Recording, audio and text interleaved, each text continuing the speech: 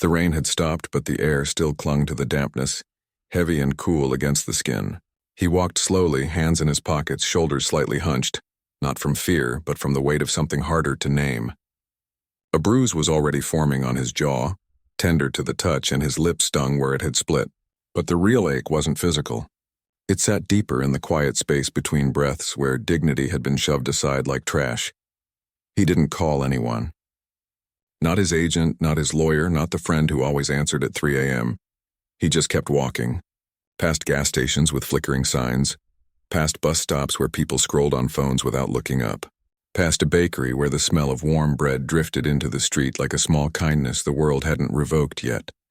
His apartment was on the third floor of a building that had seen better decades. No doorman, no lobby, just a creaky elevator that groaned like it was carrying the weight of every tenant's worries. Inside, the space was spare but lived in. A well-worn armchair by the window, a stack of paperbacks on the floor, a guitar leaning against the wall, its strings slightly dusty. There were no framed awards, no movie posters, no mirrors in the bedroom. He'd never needed reminders of who people thought he was. He knew who he was when no one was watching. He washed his face in the sink, letting the cool water run over his skin. The cut on his lip stopped bleeding. He dried off with a towel that had faded from too many washes and sat on the edge of the bed, staring at the blank wall. His mind wasn't racing. It was still like a lake after a storm. He thought about the man behind the desk, the tight jaw, the narrowed eyes, the way his voice had sharpened like a blade when he said, "We don't have time for lookers," as if wanting something honest made you a thief, as if asking questions made you a threat. He'd been mistaken for less before, countless times, in diners where waiters assumed he couldn't afford the steak, at airports where security pulled him aside randomly. Once, years ago, he'd been followed through a store because he wore a hoodie and moved too quietly. He'd learned long ago that fame was a costume you couldn't wear everywhere. Sometimes you had to take it off just to be seen as human. He turned on the small TV in the corner. The volume was low, just background noise. But then a headline flashed across the screen. Altercation at downtown auto lot. Man assaulted by manager. His stomach dropped. A shaky phone video played. Grainy, partial. But there he was, blurred but unmistakable, stepping back as a hand swung toward him. The news anchor speculated. Witnesses say the man appeared disoriented, possibly unhoused. He turned it off. The silence rushed back in, louder now. He didn't feel angry. Not really. More tired. Tired of how quickly people decided who you were based on your shoes, your posture, the way you held your silence. Tired of the assumption that kindness was weakness, and that quiet meant you had nothing to say. Later that evening, he walked to a neighborhood on the other side of town, a place with cracked sidewalks and laundromats that stayed open past midnight. Above a tire shop with peeling paint hung a hand-painted sign, New Start Garage, Learn, Build, Drive. He'd heard about it from a friend who volunteered there. It was a place for young people who'd been written off, by schools, by courts, by their own families. They came to learn how to fix engines, change oil, rebuild transmissions. Not just cars, lives. The garage was warm inside, smelling of oil, metal, and coffee. A radio played soft rock in the background. A few teens in grease-stained coveralls were hunched over an old sedan, arguing good-naturedly about whether the problem was the fuel pump or the filter. An older man with silver hair and oil-blackened hands stood nearby, watching with a half-smile. He didn't announce himself. Just nodded and grabbed a broom from the corner. Started sweeping near the bay door. No one asked who he was. They figured he was another volunteer. Maybe a retired mechanic, maybe someone doing community service. It didn't matter. Work spoke louder than names here. One kid glanced over, wiped his hands on a rag. "You know cars?" "A little," he said. "Cool. Hand me that socket wrench when you're done." He did. And that was that. For the next few hours, he helped where he could, passing tools, holding flashlights, listening more than talking. He watched how the old mechanic didn't just teach fixes. He taught patience. Engines don't lie, he'd say. If it's knocking, it's telling you something. You just gotta listen. It reminded him of something his own father once told him back when life felt simpler. People are like machines. When they act up, it's usually because something inside is hurting. As he walked home that night, the city felt different. Not softer exactly, but clearer. The injustice of the day hadn't vanished, but it no longer felt like a dead end. It felt like a doorway. The next morning he returned, and the next. He never said much, but he showed up, early, consistently. The kids started calling him K after overhearing someone use his first initial. He didn't correct them. Let them have their nickname. Let them see him not as a face from a screen, but as someone who knew how to bleed, how to listen, how to keep showing up even when the world tried to knock you down. Meanwhile, the video kept spreading. Online, people debated. Some called for the manager to be fired. Others mocked the mystery man for not fighting back. A journalist, digging deeper, traced the garage's recent spike in donations and volunteer sign-ups to the same week as the incident. She visited, camera off, notebook in hand, watched him help a nervous teenager replace brake pads without taking over. Saw how he'd pause, wait, let the kid figure it out, even when it took 3 tries. She asked for an interview. Off the record, she promised. Just a few words, he hesitated, then nodded. Only if you write about this place, he said. Not me, she agreed. Her article ran a week later. No photos, no big reveal. Just a story about a quiet volunteer who'd helped transform a struggling program into something hopeful. She wrote about the kids, how their confidence grew with every engine they fixed, how they started showing up even on weekends, how one had just passed his driver's test, how another was applying to trade school. Donations poured in, tools, tires, cash. The garage expanded into the empty bay next door. Back at the dealership, the manager watched the news segment on his phone during a slow afternoon. His stomach twisted. He recognized the garage. He'd driven past it 100 times. Never once stopped. Now seeing those kids, proud, focused, capable, he felt a shame so sharp it stole his breath. He thought about the man he'd punched. Not a nobody. Just a man who chose to respond with hands that built instead of broke. He didn't sleep that night. By dawn, he'd made a decision. Not out of guilt exactly, but out of a sudden, desperate need to be part of something that lifted people up instead of pushing them down. He didn't know it yet, but he'd soon walk into that same garage, heart-pounding, palms sweaty, ready to offer something he'd never given before. A second chance, not just to others, but to himself and the man he'd struck. He'd be there, not waiting for an apology, but ready to hand him a wrench and say, "There's work to do." Because sometimes the most surprising thing a person can do after being knocked down is reach out a hand to help the one who knocked them, not because they forgot the pain, but because they refused to let it be the end of the story. Mornings at the garage had a rhythm now. The clang of metal, the hiss of air tools, the low hum of conversation over coffee that always tasted a little burnt but never mattered because it was shared. He arrived before sunrise most days, unlocking the bay doors, sweeping the concrete floor, checking the oil levels in the donated cars lined up like hopeful patients. He didn't need to be there, but he wanted to be. The kids had stopped staring when he walked in. At first they'd whispered, pointed, tried to place where they'd seen him before. Now he was just part of the scenery, like the old tire rack or the radio that only got 2 stations. They called him K, and that was enough. He liked it that way. No titles, no expectations, just hands, tools, and time.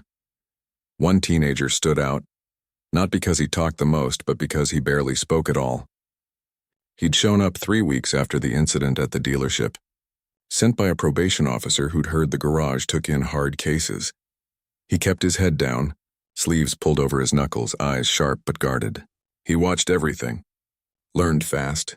Fixed a carburetor on his second day without being asked. But he never smiled. Not once Kay didn't push. He just worked beside him, handed him a socket when he needed it, showed him how to test a battery without blowing a fuse. One afternoon while they were rebuilding a transmission together, the kid finally spoke. "You ever get tired of people thinking they know you?" Kay wiped grease off his hands with a rag. "Every day." The kid nodded like that was answer enough. Then he went back to tightening bolts, but his shoulders were a little less tense. Word about the garage kept spreading. Local news did a short piece. No mention of who Kay really was, just a focus on the program's success. Enrollment doubled. A retired auto teacher started volunteering. A parts supplier began donating filters and fluids. The place buzzed with something rare. Hope that didn't sound like a slogan, but felt like oil on a dry engine. Real, necessary, quiet. One rainy Thursday, a reporter showed up. Not the one who'd written the first article, but someone younger, sharper-eyed. She'd seen the earlier story, noticed the timing, dug deeper. She didn't come with a camera crew, just a notebook and a quiet persistence. She waited until the workday ended, until the last kid had left with a wave and a, "See you tomorrow, Kay." Then she approached. "I know it's you," she said gently. "I'm not here to expose you, I want to understand why." He leaned against the fender of a half-restored pickup, arms crossed. Rain tapped on the roof above them like a soft drum. "Why what?" he asked. "Why come here? After what happened? You could have sued, gone on TV, made him pay, but you came here instead." He looked out the open bay door at the wet street, the puddles reflecting streetlights like scattered stars. "Making someone pay doesn't fix what's broken," he said after a while. "It just adds more noise. This place, it fixes things. Real things, engines, confidence, futures." She wrote that down. Didn't argue. Didn't push for more. They talked for 20 minutes about the kids, the challenges, how one had just gotten his first job at a local shop. She asked if he'd ever thought about expanding the program. "Maybe," he said, "but it's not mine. It belongs to them." When she left, she turned at the door. "Can I quote you?" "Only if you keep the focus here," he said. "Not on me," she nodded. "Deal." Her article ran a week later under a simple headline: "Anonymous Volunteer Transforms Local Youth Auto Program."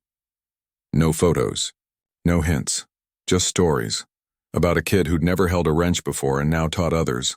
About how the garage had become a refuge. About how respect was earned not with words, but with work. The response was immediate. Donations flooded in, not just money but tools, manuals, even a used diagnostic computer. A community college offered scholarships to graduates of the program. A local business donated a van for parts runs. The quiet man who'd once been shoved out of a dealership now watched teenagers teach each other how to bleed brakes, how to read a wiring diagram, how to stand tall after being told they'd never amount to anything. And then, one afternoon, something unexpected happened. A late-model sedan pulled up outside the garage. Not flashy, but clean. The kind of car a middle manager might drive. The door opened and a man stepped out, tense, pale, wearing a button-down shirt that looked too stiff for the setting. He stood there for a full minute, hands in his pockets, staring at the open bay like it was a confessional. Kay recognized him instantly. The dealership manager. He didn't move. Didn't speak. Just watched. The man walked in slowly, eyes darting around at the tools, the cars, the group of teens laughing over a stubborn bolt. He cleared his throat. I heard you take donations," he said, voice tight. "We have an old company van. Needs work, but it runs. Thought maybe you could use it." No one answered right away. The teens had gone quiet. They knew the story, the video, the rumors. They looked at Kay, waiting. He stepped forward, wiping his hands on a rag. "We can always use parts," he said evenly. "Or a running vehicle." The man nodded too fast. "It's parked around back. Keys are in it." A beat of silence. Rain started again, soft and steady. Then Kay said, "You know anything about engines?" The man blinked. "Not really. Sales was my thing." "Sales is about trust," Kay said. "So is this place. Maybe you could learn something new." The man looked down at his polished shoes, now speckled with oil and dust. "I don't know if I deserve to be here." "Deserving's not the point," Kay said. "Showing up is." The man swallowed hard, nodded. That day he didn't stay long. But he came back the next week, with gloves, a borrowed coverall, and a question: "What do I do first?" Kay handed him a broom, and so it began. Not with forgiveness, not with grand speeches, but with sweeping floors, sorting bolts, learning to listen before speaking. The kids watched him closely at first, wary. But when he stayed, when he asked honest questions, when he admitted he didn't know something, they softened. One even showed him how to check tire pressure. Meanwhile, the original kid, the quiet one, started smiling. Small at first, just a flicker at the corner of his mouth when he got an engine to turn over on the first try. Then bigger, freer when he passed his certification test and shook Kay's hand like they were equals. One evening as they locked up, the kid said, "You ever think about leaving?" Kay looked at the garage, the light still on in the back office, the silhouette of a half-finished project under a tarp. "Not as long as there's work to do," he said. And in that moment, it wasn't about fame or justice or even the punch that started it all. It was about the sound of a wrench hitting metal just right. the smell of fresh oil, the quiet pride in a young person's eyes when they realize they can fix what's broken, including themselves. Because sometimes the most powerful thing you can do after being knocked down is build something that helps others stand up. Not with noise, not with revenge, but with grease-stained hands, open doors, and the simple, stubborn belief that everyone deserves a second chance to start their engine and drive forward. The garage had changed. Not just in size, though it now spilled into the second bay, with a small classroom built from donated drywall, but in feeling. There was a rhythm to it now, a kind of quiet confidence that hummed beneath the clang of tools and the laughter of teenagers who once thought no one believed in them.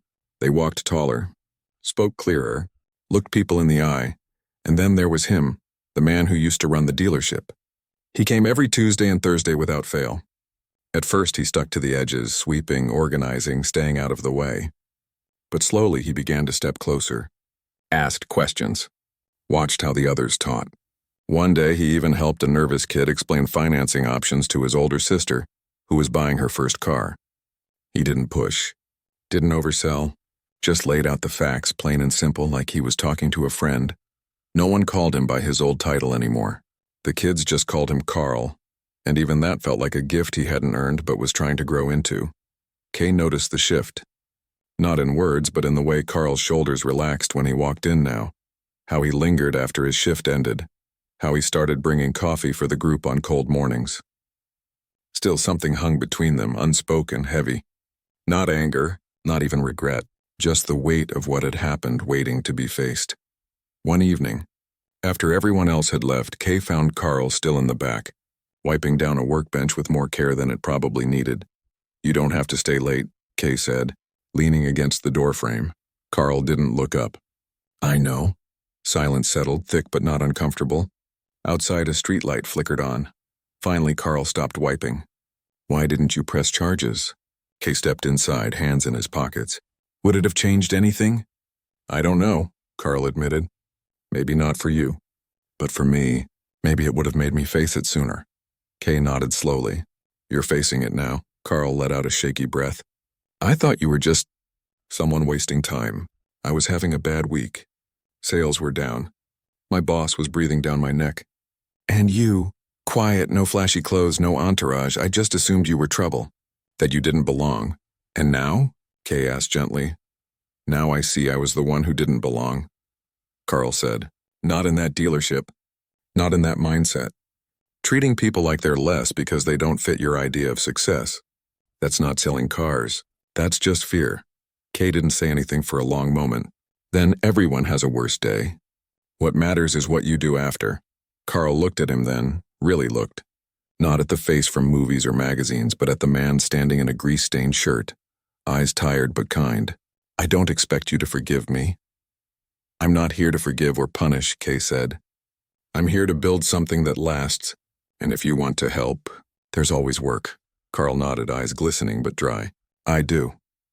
The next week, Kay asked him to mentor one of the newer students, a young woman who'd just aged out of foster care and was terrified of being judged.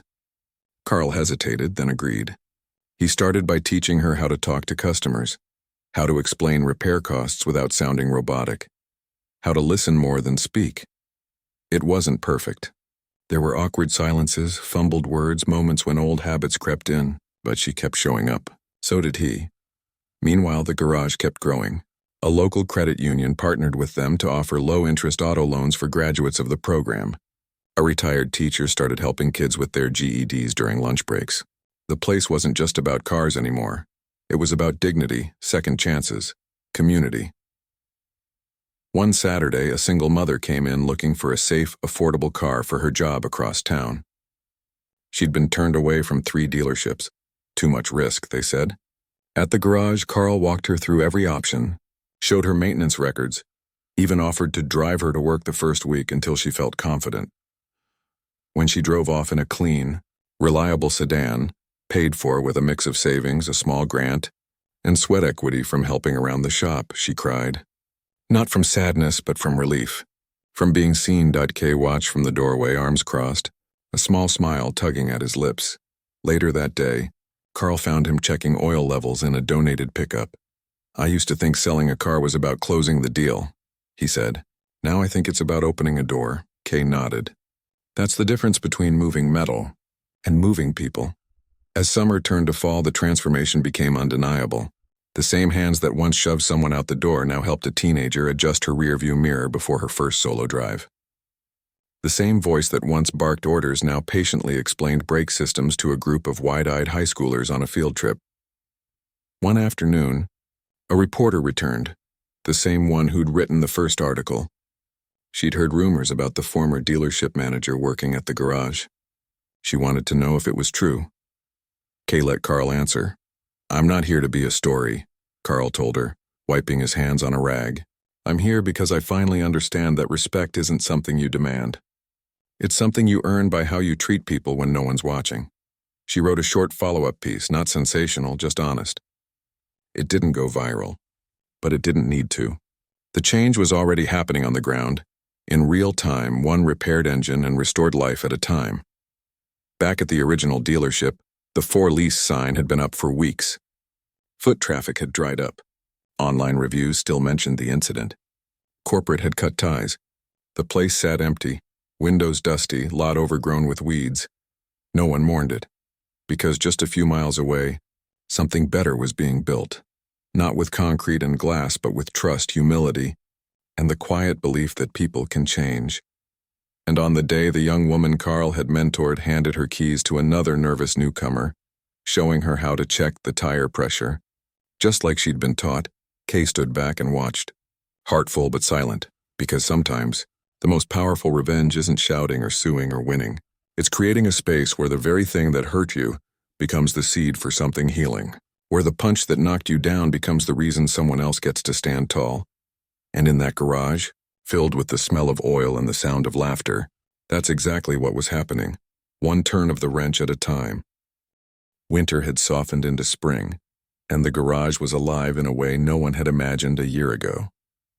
The second bay was now a full classroom with whiteboards, tool racks, and a coffee maker that never ran dry.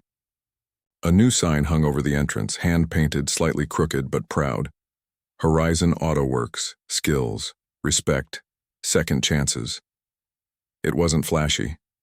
It didn't need to be. The work spoke for itself. The young woman who'd aged out of foster care had just been hired as a junior technician at a local repair shop. She came back every Friday to mentor newcomers, her voice steady, her hands sure. The quiet kid who once kept his sleeves pulled over his knuckles now led weekend workshops on engine diagnostics. Even Carl, once the tightly wound manager who'd let stress turn into cruelty, was teaching a customer service module, not with scripts or sales tactics, but with honesty. People don't care how much you know until they know you care. Kay still showed up, though less often now. He wasn't needed in the same way. The place had found its rhythm, its heartbeat. His role had never been to lead, but to light a match, and now the fire was burning on its own.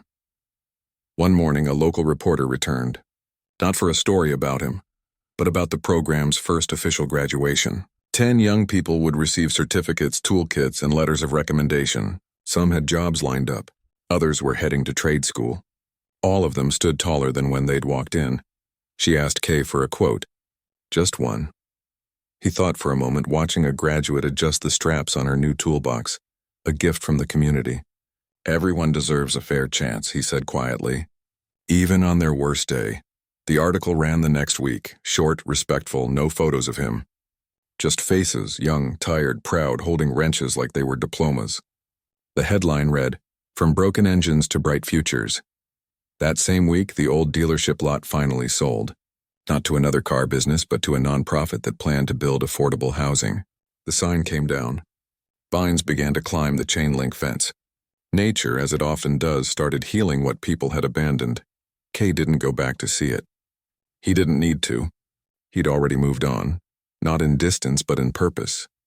One evening, as the sun dipped low and painted the garage in gold, he rolled an old motorcycle out of the back bay. It had been a project he'd worked on with the group, a 1974 Norton, rusted when it arrived, now gleaming, every bolt tightened with care. The engine purred like a contented cat when he turned the key. A few of the graduates gathered around, grinning. "You really gonna ride that thing?" one asked. Only one way to find out, he said, slipping on a worn leather jacket. Carl walked over, holding out a small box. Oil filter. Just in case, Kay took it, nodded. Thanks, no grand goodbye. No speeches. Just a handshake, a few claps on the back, and the unspoken understanding that this wasn't an ending. It was a continuation. He kicked the stand up, swung a leg over the seat, and gave a small wave. Then he rode off, not toward fame or fanfare, but down a quiet street where the only sound was the hum of the engine and the wind moving through the trees. Back at the garage, the lights stayed on late. Tools were put away, floors swept, plans made for the next class. The work didn't stop just because one person left. That was the point. Months later, Horizon Auto Works became an official training partner with the state. They received a small grant to expand their outreach, offering mobile repair clinics in underserved neighborhoods. Carl applied to become the program's full-time community liaison. The quiet kid started a YouTube channel, not for views, but to teach basic car maintenance to people who couldn't afford shop rates. His first video, How to Change Your Oil Without Cursing. None of it was perfect. There were still tough days, engines that wouldn't start, funding shortfalls, moments of doubt. But the foundation was solid, built not on anger, but on something quieter and stronger. The belief that people can change if given the space and the support to do so. And Kay? He kept moving. Not hiding, not performing, just living. Sometimes he'd show up unannounced with a box of parts or a thermos of coffee. Other times weeks would pass without a trace. But the kids never forgot him. Not because of who he was in movies, but because of what he showed them. That kindness isn't weakness. That showing up matters more than shouting. That dignity isn't given. It's practiced every day in how you treat the person in front of you. One afternoon, a new student arrived, nervous, eyes darting, hands shoved deep in his pockets. He'd heard about the place from a counselor. Said he'd messed up, needed a fresh start. Carl greeted him at the door. First rule here, he said, handing him a clean rag, is that everyone gets a fair shot. No judgments. Just work. The kid nodded, gripping the rag like it was a lifeline. Inside, the radio played softly. Wrenches clinked. Someone laughed. And the cycle began again. Not with drama, not with revenge, but with oil-stained hands and open hearts. Because in the end, the most surprising thing wasn't what happened after the punch. It was what grew from it. Not bitterness, not headlines, but a place where broken things, engines, lives, trust could be fixed with patience, care, and the quiet courage to try again. And somewhere down the road, on a 2-lane highway with the sun on his face and the wind in his hair, a man rode on, not looking back, but carrying the truth with him, that the best way to heal a wound is to help others avoid it. And if they fall, to offer a hand, not a lecture. That's how real change happens. Not in stadiums or courtrooms, but in garages, classrooms, and quiet acts of everyday grace. One person, one choice, one repaired engine at a time.